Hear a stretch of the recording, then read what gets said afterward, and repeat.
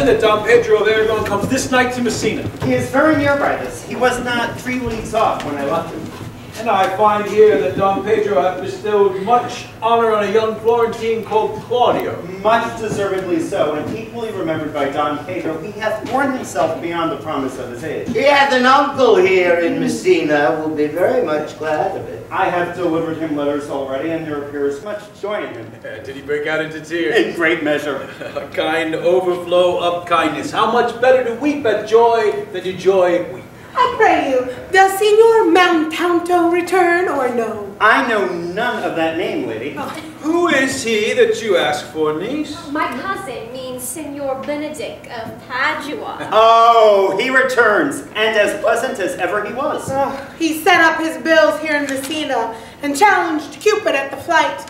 And my uncle's fool, reading the challenge, subscribed for Cupid and challenged him at the Bird Bolt. Oh, faith, niece, you tax Signor Benedict too much. But he'll be mean with you, I doubt it not. He hath done good service, and a good companion too, lady. And a good companion too, a lady. You must not, sir, mistake our niece. There is a kind merry war betwixt Signor Benedict and her. They never meet, but there's a skirmish of wit between them. Alas, he gains nothing by this.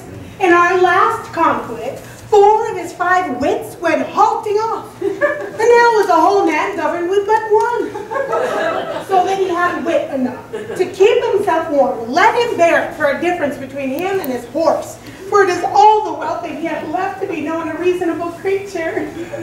But who is his companion now? He is every month a different one. Is it possible? Very easily possible. He wears his faith, but it's the fashion of his hat.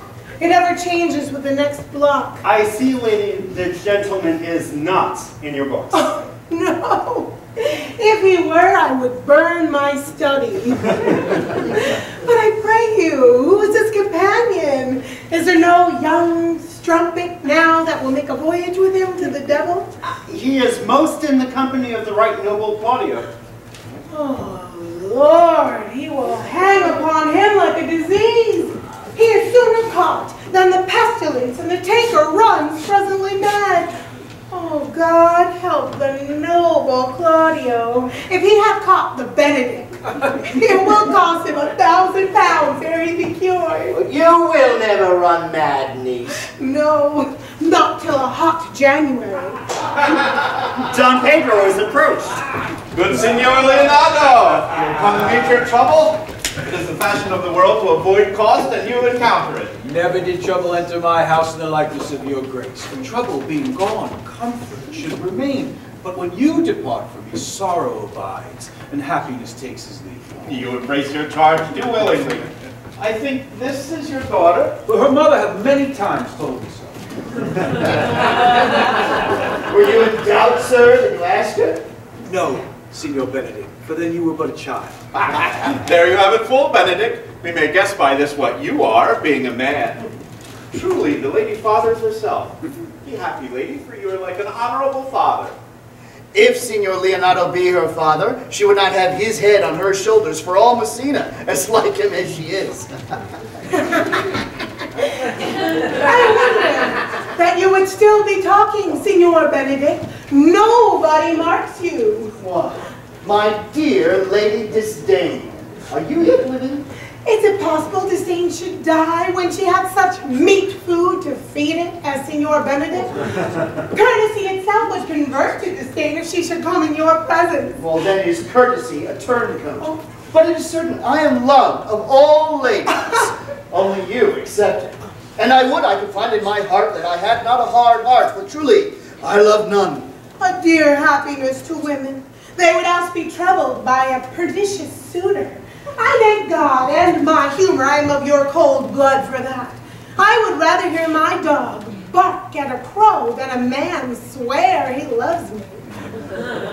God keep your ladyship still in that mind, so some gentleman or other shall escape a predestinate scratched face.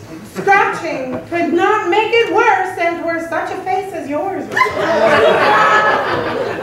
Well, you are a rare parrot teacher. A bird of my tongue is better than a beast of yours. I would my horse had the speed of your tongue, and so good a continuer. But keep your way in God's name. I've done. You always end with a jade's trick. I know you of old. Signor Claudio and Signor Benedict, my good friend Leonato has invited you all. I tell him we shall stay here at least a month, and he hardly prays, and some occasion may detain us longer. I dare swear he is no hypocrite, but prays from his heart. If you swear it, my lord, you shall not be forsworn. Let me bid you welcome, my lord. Being reconciled to the prince, your brother, I owe you all duty. I thank you.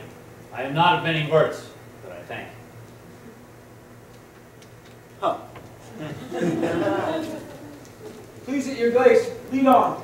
Your hand, Leonato. We will go in together.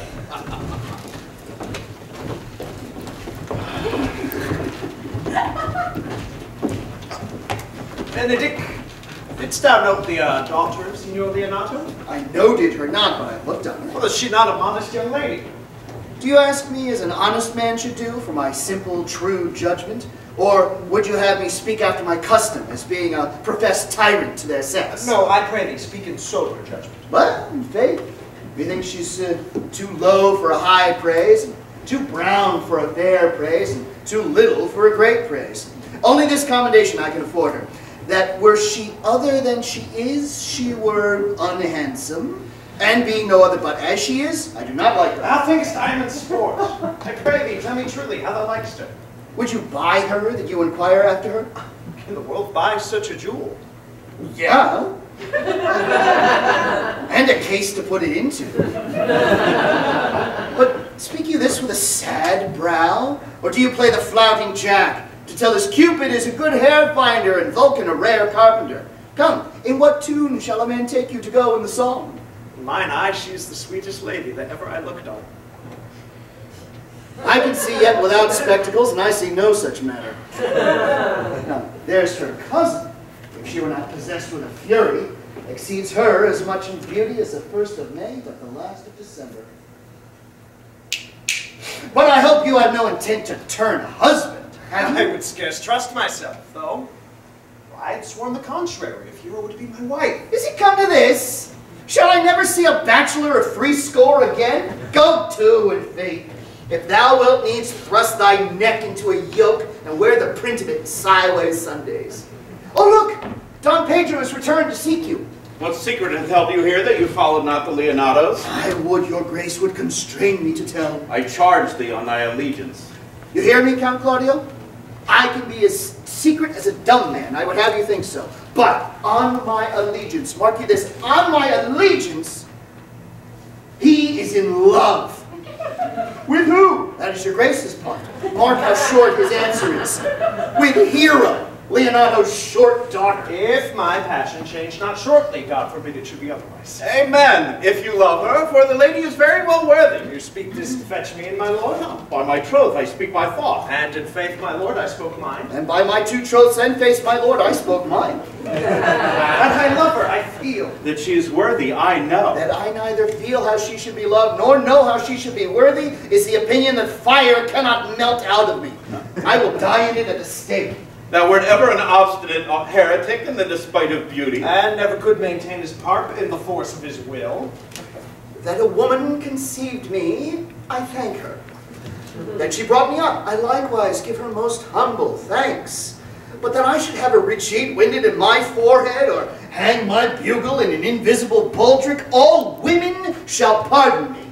Because I will not do them the wrong to mistrust any, I will do myself the right to trust none.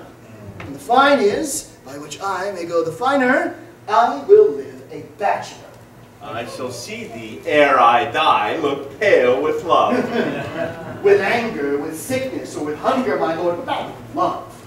Prove that ever I lose more blood with love than I can get again with drinking, and pick out mine eyes with a ballad maker's pen, and hang me at the door of a brothel house with a sign of blind Cupid. Well, if ever thou dost fall from this faith, that will prove a notable argument. If I do, hang me in a bottle like a cat and shoot at me.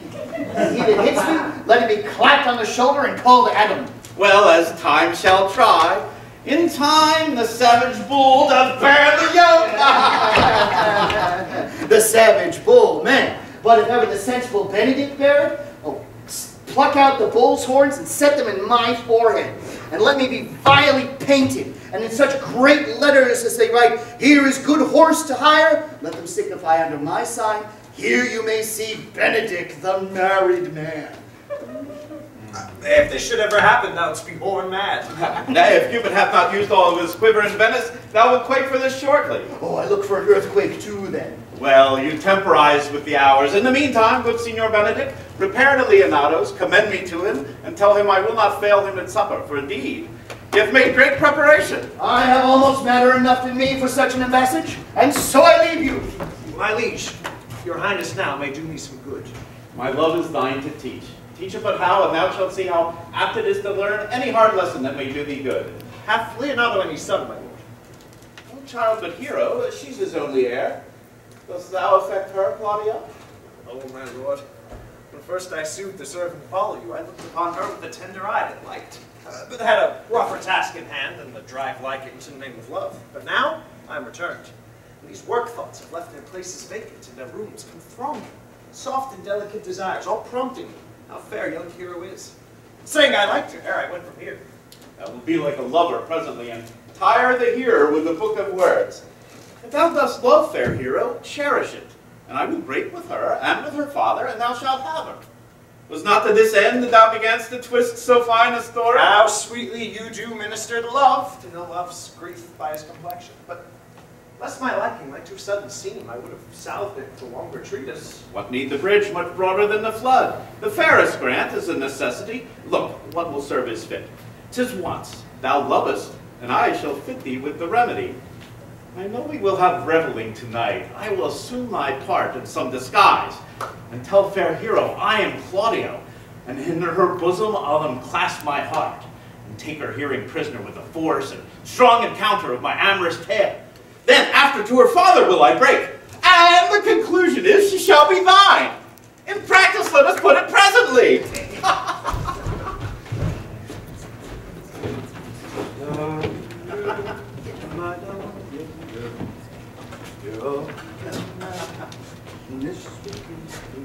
How now, brother? Oh, brother, I can tell you strange news that you yet dreamt not of. Were they good? As the event stamps them, but they have a good cover. They show well outward.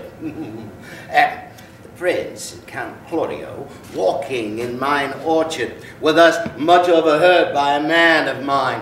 The prince discovered to Claudio that he loved my niece, your daughter, and meant to acknowledge it this night in a dance. And if he found her accordant, he meant to take the present time by the top and instantly break with you. Had the fellow any wit that told you this? Oh, good sharp fellow. I will send for him and question him yourself. No. We will hold it a dream until it appear itself. But I will acquaint my daughter with all, if peradventure should be true. Now come, brother, I will use your skill.